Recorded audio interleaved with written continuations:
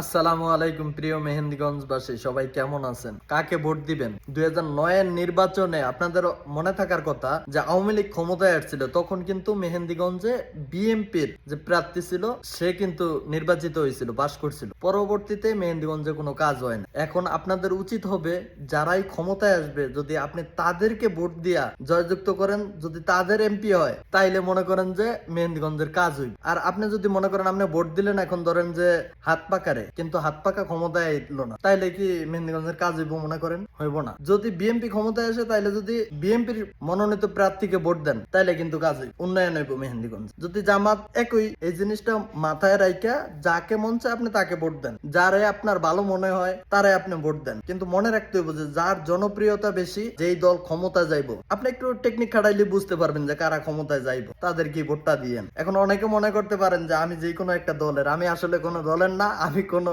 রাজনীতির মধ্যে নাই। আমি ব্যক্তিগতভাবে যে ভালো তারে আমি পছন্দ করি, মানে যে ভালো কাজ করে, যে সাদারে সাদা বলে, আমি তার পক্ষের লোক। ধন্যবাদ, সবাই ভালো থাকবেন।